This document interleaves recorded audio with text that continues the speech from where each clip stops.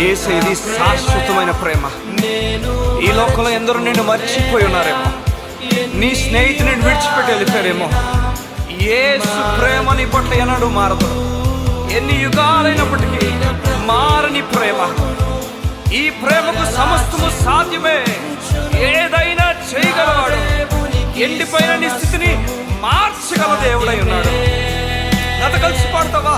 నీది శాశ్వత ప్రేమయా, నేను మరచిపోలేనయా.